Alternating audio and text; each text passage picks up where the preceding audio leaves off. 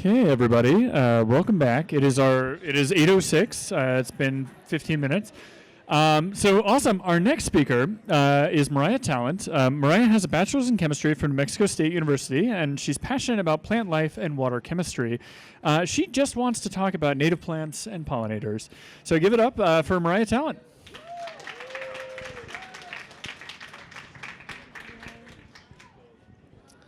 Hi, I did genetic research at New Mexico State University for 3 years. So I was on the field for 3 years. It's very difficult, very hot.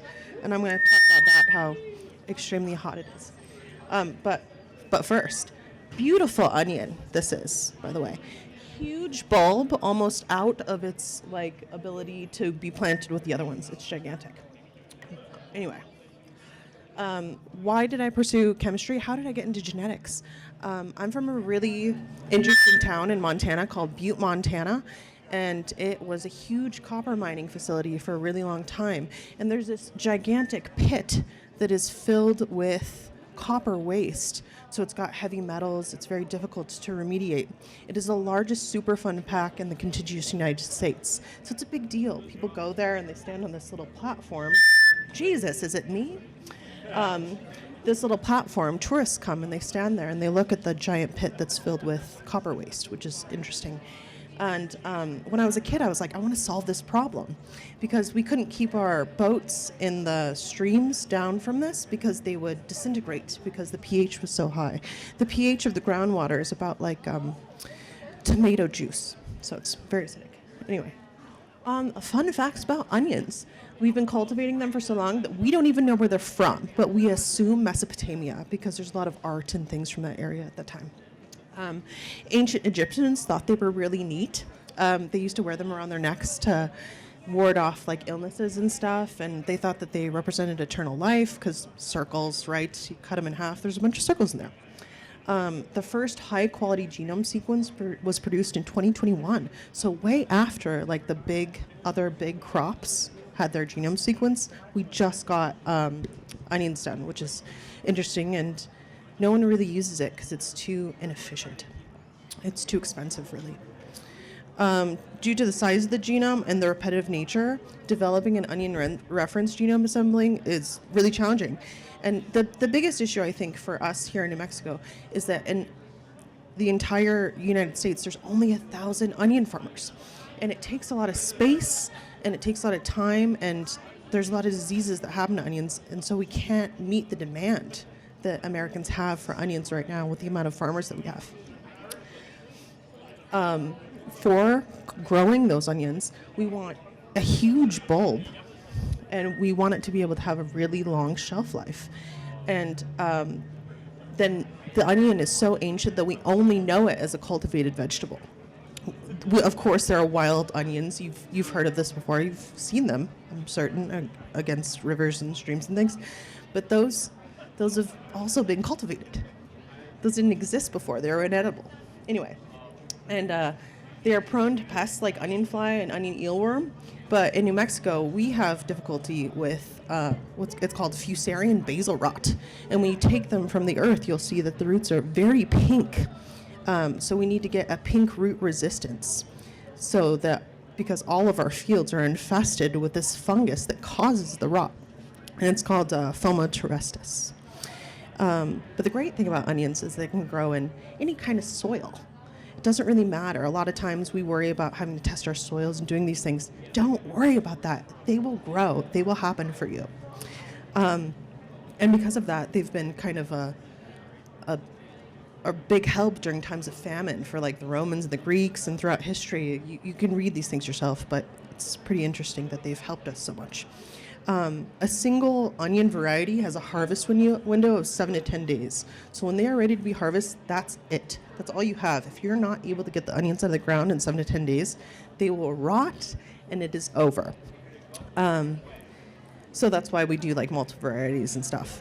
And so after cultivation, when you're harvesting, during the months of June and July, New Mexico supplies more than 50% of the onions consumed in the United States, which is crazy.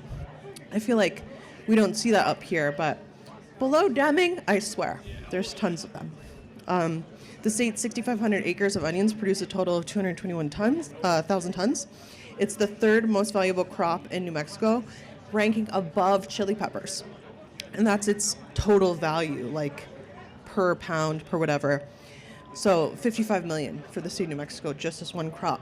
So what do we think the top two are if it's above chili peppers? Pecans, that's right, that's number one. What's number two? That's right, my dude. Hell yeah, we're killing it in this group. I love it. You're doing very well. Anyway, but isn't that interesting that this thing that we covet so much, this green chili, these chili peppers, no, onions beat them by many millions of dollars. Anyway, in fact, the onion is only second to tomatoes globally in production value. New Mexico is an ideal location for growing onions because obviously it's not as cold here. So you get this much longer growing season. And most onions are picked by hand as machinery runs the water lines and it crushes the onions. And if you crush the onion at all, it's over, it's game over. This is an onion shear. I am very fond of this. You get very particular with your onion shear or else it just is over and you have to bend down in the hot sun because again, no machinery, and you grab as many as you can in one hand and with the other hand, the objective with the shear is to cut all of the roots off and then all of the long like green parts off without puncturing the actual bulb itself or else it's game over. And again, only 7 to 10 days to get all the onions out. Okay. Growers in New Mexico harvest onions from May 20th to September 15th, and there's fall seeded, transplanted, and spring seeded. So you've got 2 opportunities to use seeds, 1 opportunity to throw those suckers in your fridge and pop them in the ground. And the fall seeded crop is much more important because that's when we really push to get numbers out. Most onions are grown in Doña Ana and Luna counties, which of course that's where NMSU is. NMSU is actually the largest state university in the contiguous United States, and that is partly why, is because we need all this space in order to do all of this genetic research on whatever, really, chili peppers, onions, they do tons of stuff. So the knowledge of the genome of the onion and related species is really scarce because, again, 2021 is when we got the genome. We got the genome for corn in like the 90s. Barbara McClintock did that. She was a genius. She discovered jumping genes. You can look that up yourself. And only the transcriptome sequences are available. And that's the total messenger RNA that are expressed from the genes. And honestly, onion breeding involves just a few things. Anyone can do it. That's the important thing. All of you can do this, and it's important that we know that because we have great soil. We can do that. And all you really have to do is control parent plants, control pollination, and then select for desirable traits. And how we do that is we put a bag over it. So that's what this is this is a flowering onion that we've put a bag over, and then there's flies in there to pollinate it because it's much cheaper to use flies than bees, and of course they live for a shorter amount of time, so you don't have to worry about keeping them alive. We're much more serious about keeping bees alive and things. And I often get a little peeved because people say that they hate GMOs. We hate GMOs, yes, we know this. But even doing this kind of thing where you're selecting a parent plant and you're hand pollinating it, that's a GMO. You are creating a GMO. So we have to be careful about how we discuss these things where those aren't the GMOs we hate, right? We're talking about something else. So it's good to know these differences. Anyway, in New Mexico alone, we have tons of specialty cultivars. These are all from NMSU. Whoops. And I was on the team that did the New Mex Sweet Pack. I'm sorry also. Yeah, okay, sorry. I'm not good with a microphone. I was part of the team that did the New Mex Sweet Pack. I worked with 5 other people, and we genetically modified from the New Mex Starlight to do that. So it took us 1.5 seasons to get an entirely new cultivar, which is fun. And so my idea was that many bugs can't see the color red, especially the ones that plague the onions, the onion eel flies and things like that. And I figured that probably the other end of the spectra is blue, and probably they can't see the color blue either. So I thought that we could selectively control the color blue using red onions and maybe adding anthocyanins, which is a natural component to the color blue, into the soil. But I was like, no, let's just selectively breed it. So this is an example of my onion. This is the onion that we did. It's slightly blue in color so that you can use less pesticides, because that's what we want, right, is to be able to get a large bulb. I wasn't able to get a large bulb, but regardless, if I continued to do it, I could. And if you select the most alkali bulbs, you'll see color change in just 2 generations, which is incredibly fast. But any of you can do this, yes? But here's some FAQs. I'm honestly asked the same things about onions over and over. And the crying thing, why does it happen? It's these wonderful things called sulfoxides, and it's just a giant S, and then if you know chemistry, it's like, and then you've got 2 R groups, and then like 2 hydroxyl groups. Anyway, and a lot of stuff happens, but I think the most interesting part is that this in vapor travels to your eyes and interacts with the sensory glands there, which causes the irritation and the production of tears to flush out the irritant. And then we know the specific ion channel that's located on the plasma membrane to be able to trigger the irritation to make you cry. So it's a good thing that you're doing this. So people say that you can avoid crying by using glasses and goggles or a ventilated space, or refrigerate the onions to reduce the volatility of sulfur compounds, but the sulfur is where the flavor comes from. So people say, don't put your onions in the refrigerator. That's why you always hear your grandma or whoever saying that you should put them in a dark space that's slightly cool or whatever. You don't want it in the fridge. Okay. Can I leave onions on the countertop? Absolutely. But I've been asked if you've cut them, is it safe to leave them out on the countertop? Will they soak in other things, like perhaps like chemicals, if you've cleaned the cabinet and things? I mean, yes, but those same sulfoxide compounds are going to overwhelm anything that you could possibly do to it, so it doesn't really matter. But I get that question a lot. Can the onions cure a cold if I wear them around my neck? No, not in your socks either. Don't put them in your socks. It'll ruin your socks. And another thing that like real nerd people ask me, like me, is why is the genome so long? The genome for onions is 12 times as long as the genome for humans, but you know the raspberry genome is only 3% as long as humans, which is odd. The onion is diploid, whereas we are not, and it's the largest of all cultivated diploid crops. It just has a giant genome. That's just part of it. So every generation, it keeps all of these. This guy at Harvard, Dmitry Petrov, he's a big onion guy. There's only a few of us, right? There's only 1,000 farmers. He coined this term of like junk genes, but I don't necessarily like that. I don't think that that's true. There's always a reason that plants are doing everything, or else they just simply get rid of it. But really, we don't have a concise answer, except that it increases their ability to go generation to generation with positive things, or else they would simply have died in the growing process. And then I've given you the ability to get free seeds. This was the professor that I worked with. So they'll give you them for free, I promise. I've called and checked. And especially if you express any interest in research, or that you're like really pro onion, I don't know, name drop me. It doesn't matter. They know me. Again, only 1,000 of us. They're gonna give it up. You know, they're gonna give you what you want. And then, yeah, of course I've referenced my professor like a million times, the Harvard Gazette references. Does anyone have any questions about onions at all? It's okay if you don't. It means I've done a really good job. The blue onion that I cultivated, it tastes the exact same as a red onion. Another really interesting cultivar that NMSU did during that time was they wanted to create a tomato that tasted like onions so that you could make salsa with only one thing. But they were like, we've gone too far. We have to stop here. We cannot carry on like this. Who knows what will happen in the future?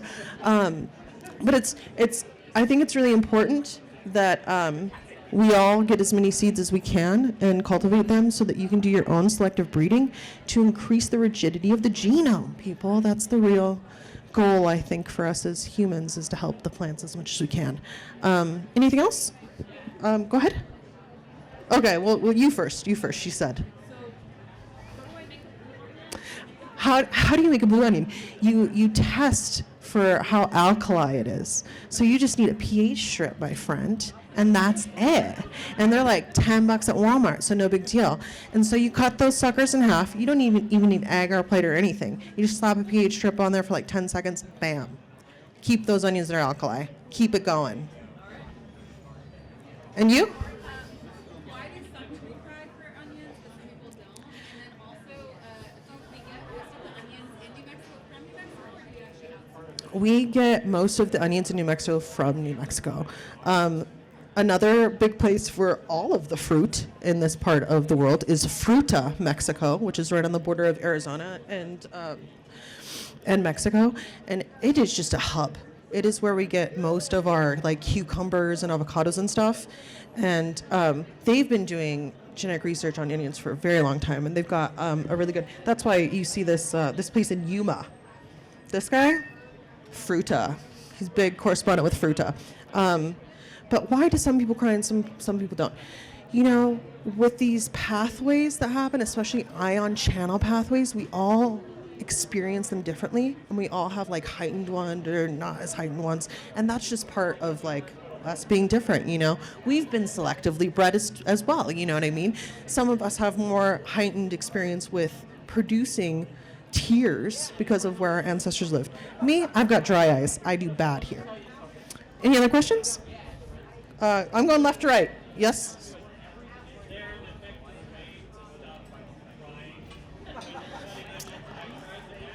Yeah, I love that. That's really southern, the matchstick. I like that. I know where you're from. It's not going to work. I like it, though, because it's fun. Honestly, no, just doing it in a well-ventilated area. I've heard some people say, my chef friends, who, again, very superstitious people, you don't really want to believe them, they use like a wet napkin, and they find doing that next to it is helpful because it is attacking water, those sulfoxides. Because remember, I went like this, and it has those hydroxide compounds on the end, and those will attack water, if you remember your organic chemistry class. Yes, you do. If your teacher was anything like mine, you definitely do, because he was insane. Anyone else? I knew there was someone else. You? Nice. Butte rats. Butte America, baby. Evel Knievel days. Let's do it.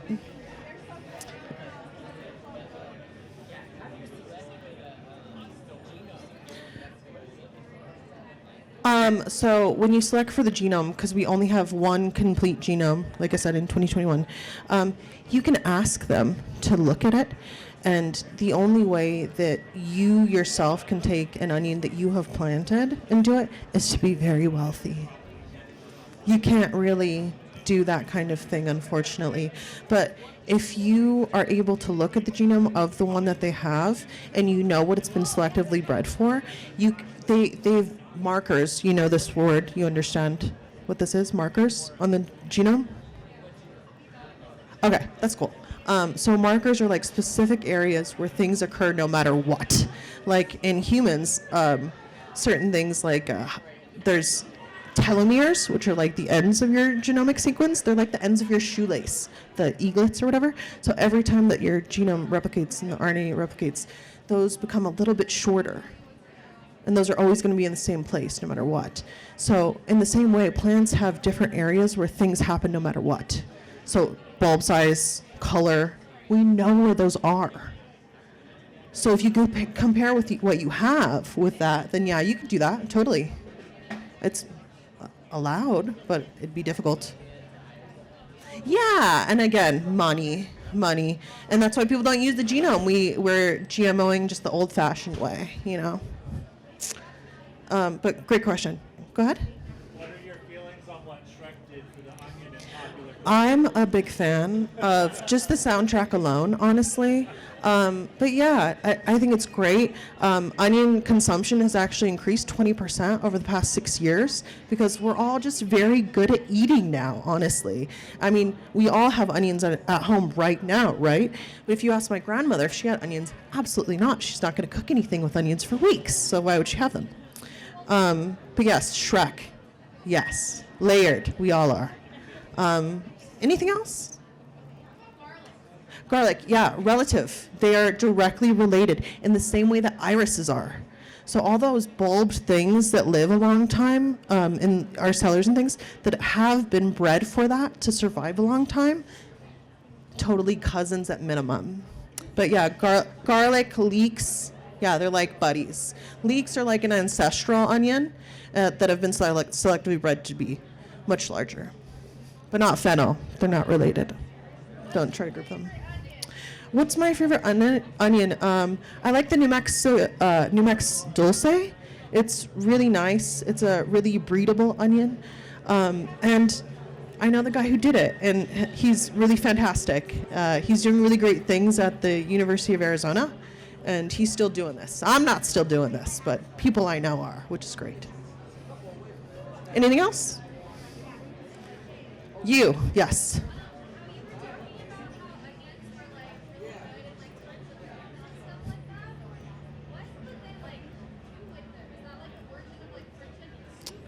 That's a great question. Well, a lot of these people that were using them also had like buckwheat. So my grandmother was extremely Ukrainian. She never learned how to speak English. And what she would do with onions is she would make like a buckwheat flurry.